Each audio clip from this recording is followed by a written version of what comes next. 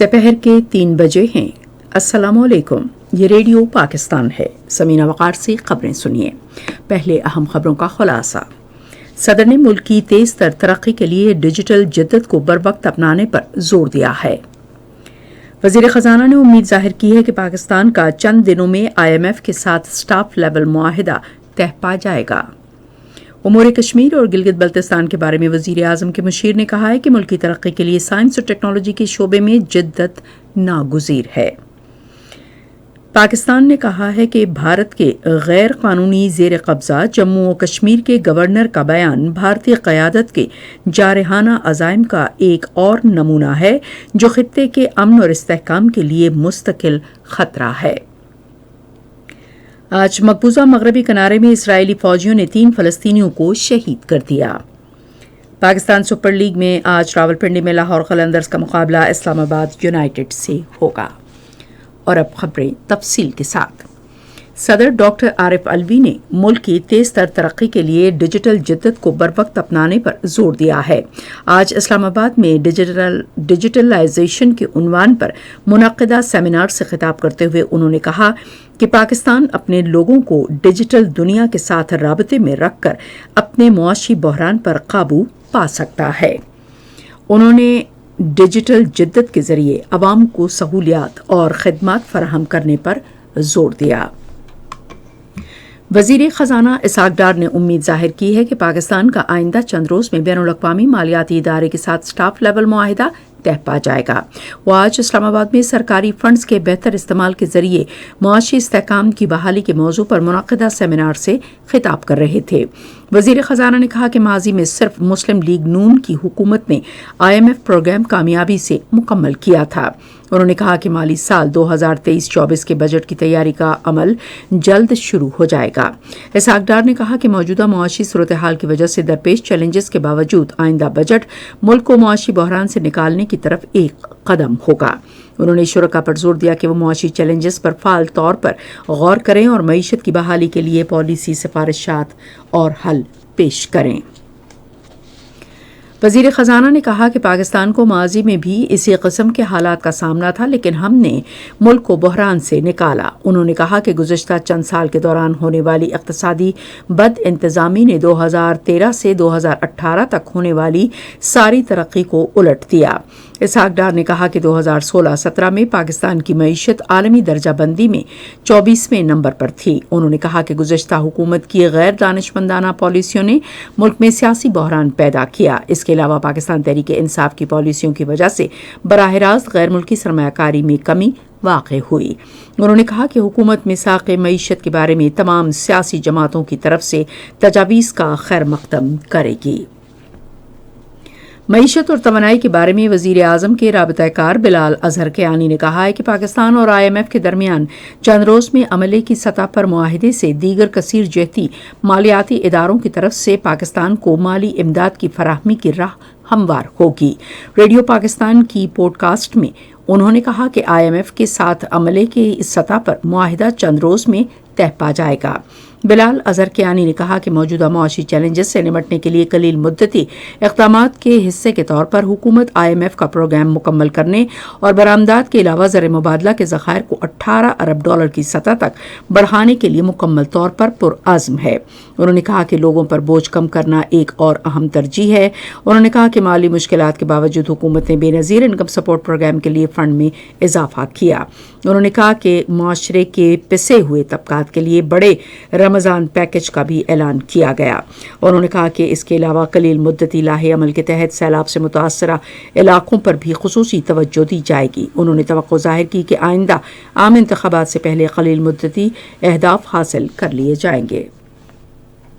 بری فوج کے سربراہ سید عاصم منیر نے گوادر کا دورہ کیا۔ فوج کے شعبہ تعلقات عامہ کے مطابق انہیں سیکیورٹی کی موجودہ صورتحال، سی پیک کی سیکیورٹی کے لیے فارمیشن کی پیشہ ورانہ تیاریوں اور پرامن اور محفوظ ماحول یقینی بنانے کی کوششوں کے بارے میں بریفنگ دی گئی۔ بری فوج کے سربراہ نے تمام رینکس کی کوششوں کو سراہا اور بلوچستان کے لوگوں کی فلاح کے لیے پیشہ ورانہ عزم کے ساتھ کام جاری رکھنے پر زور دیا۔ انہوں نے مقامی عمائدین، منتخب نمائندوں اور زندگی کے مختلف شعبوں سے تعلق رکھنے والوں سے بات چیت کی۔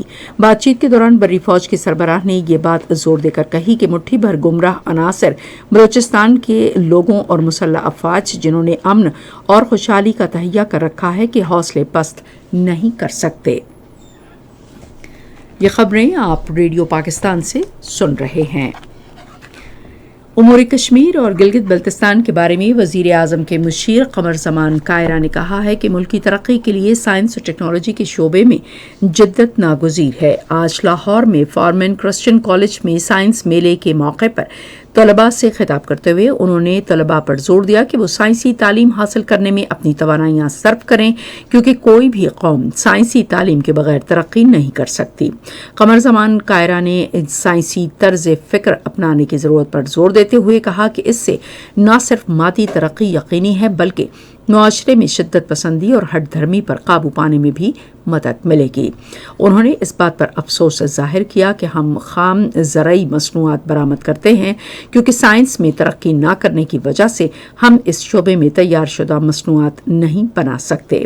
بعد میں صحافیوں سے گفتگو کرتے ہوئے قمر زمان کائرہ نے پاکستان تحریک انصاف کے سربراہ عمران خان پر زور دیا کہ وہ ملکی مفاد کی خاطر انتشار اور بدامنی پھیلانے کی سیاست ترک کر دیں۔ انہوں نے لاہور میں دفعہ 144 کے نفاذ کے باوجود ریلی نکالنے پر عمران خان پر تنقید کی۔ پاکستان نے کہا ہے کہ بھارت کے غیر قانونی زیر قبضہ جموں و کشمیر کے گورنر کا بیان بھارتی قیادت کے جارحانہ عزائم کا ایک اور نمونہ ہے جو خطے کے امن اور استحکام کے لیے مستقل خطرہ ہے۔ یہ بات دفتر خارجہ کی ترجمان ممتاز زہرا بلوچ نے آج اسلام آباد میں اپنی ہفتہ وار بریفنگ میں کہی۔ انہوں نے واشگاف الفاظ میں کہا کہ نام نہاد گورنر نے بے بنیاد دعویٰ کیا ہے جس سے نہ تو تاریخ کی حقیقت کو تبدیل اور نہ ہی جموں و کشمیر کی بین الاقوامی طور پر تسلیم شدہ متنازع علاقہ ہونے کی حیثیت کو ختم کیا جا سکتا ہے۔ انہوں نے کہا کہ جموں و کشمیر بھارت کا اٹوٹ انگ نہ ہے اور نہ کبھی تھا۔ ترجمان نے کہا کہ بھارت غیر قانونی زیر قبضہ جموں و کشمیر پر قابض اور بین الاقوامی قوانین پر اقوام متحدہ کی سلامتی کونسل کی قراردادوں کی کھلم کھلا خلاف ورزی ہے۔ انہوں نے کہا کہ چھوٹے اور گمراہ کن دعوے کا سہارا لینے کی بجائے بھارت کو متنازع علاقے سے اپنا قبضہ ختم کر کے کشمیریوں کو اقوام متحدہ کی قراردادوں کے مطابق حق خود ارادیت کا ناقابل تنسیق حق استعمال کرنے کا موقع فراہم کرنا چاہیے۔ کشمیری نمائندہ شمیم شال نے کہا ہے کہ بھارت کے غیر قانونی زیر قبضہ جموں و کشمیر کے لوگوں کو بھارت کی طرف سے کئی دہائیوں سے منظم انداز میں کی جانے والی انسانی حقوق کی شدید پامالیوں کا سامنا ہے۔ جنیوا میں اقوام متحدہ کے انسانی حقوق کی کونسل کے 52ویں اجلاس میں ان کی طرف سے پڑھے گئے ایک بیان میں انہوں نے کہا کہ مقبوضہ کشمیر کے لوگوں کو حق خود ارادیت کے بنیادی حق کا مطالبہ کرنے پر انتقامی کارروائی کے طور پر انسانی حقوق سے محروم کیا جا رہا ہے۔ آج مقبوضہ مغربی کنارے میں اسرائیلی فوجیوں نے 3 فلسطینیوں کو شہید کر دیا۔ فلسطینی وزارت صحت نے کہا ہے کہ ان فلسطینیوں کو اسرائیلی فوجیوں نے جنین شہر کے نزدیک جبہ کے علاقے میں چھاپوں کے دوران شہید کیا۔ آج افغانستان میں صوبہ بلخ کے گورنر محمد داؤد مزمل ان کے دفتر میں ایک دھماکے میں ہلاک ہو گئے۔ پولیس کے ترجمان آصف وزیری کے مطابق دھماکے میں ایک اور شخص بھی ہلاک ہوا۔ پاکستان سپر لیگ کا 26واں میچ آج راولپنڈی میں لاہور قلندرز اور اسلام آباد یونائیٹڈ کے درمیان کھیلا جائے گا۔ میچ شام 7 بجے شروع ہوگا۔ ریڈیو پاکستان آج سپہر 4:05 پر اپنے قومی نشریاتی رابطے پر لوک گلوکار پٹھان خان کی برسی کے سلسلے میں موسیقی کا فیچر پروگرام نشر کرے گا۔ محکمہ موسمیات کی پیشگوئی کے مطابق آئندہ 12 گھنٹے کے دوران ملک کے بیشتر حصوں میں موسم زیادہ تر خشک رہے گا، جبکہ میدانی علاقوں میں دن کے اوقات میں درجہ حرارت بڑھنے کا امکان ہے۔ آج ریکارڈ کیا گیا بعض شہروں کا درجہ حرارت: Islamabad 28 degree centigrade, Lahore 30، Quetta 35، Karachi 35، Peshawar 28، Quetta 24، Gilgit 21، Murree 17، Muzaffarabad 20، Srinagar 14، Jammu 28 اور Leh -2 degree centigrade record کیا گیا۔ اور اب آخر میں اہم خبروں کا خلاصہ ایک بار پھر۔ صدر نے ملک کی تیز تر ترقی کے لیے ڈیجیٹل جدت کو بر وقت اپنانے پر زور دیا ہے۔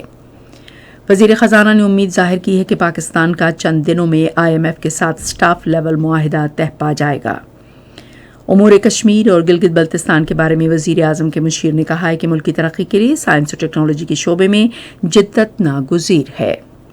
پاکستان نے کہا ہے کہ بھارت کے غیر قانونی زیر قبضہ جموں و کشمیر کے گورنر کا بیان اور بھارتی قیادت کی جارحانہ عزائم کا ایک اور نمونہ ہے جو خطے کے امن اور استحکام کے لیے مستقل خطرہ ہے۔ پاکستان سپر لیگ میں آج راولپنڈی میں لاہور قلندرز کا مقابلہ اسلام آباد یونائیٹڈ سے ہوگا۔ اسی کے ساتھ خبریں ختم ہوئیں۔ مزید خبروں اور تجزیوں کے لیے آئیے ہماری ویب سائٹ پر radio.gov.pk اور فیس بک کے link radio Pakistan news official پر براہ راست ویڈیو سٹریمنگ بھی ملاحظہ کیجیے۔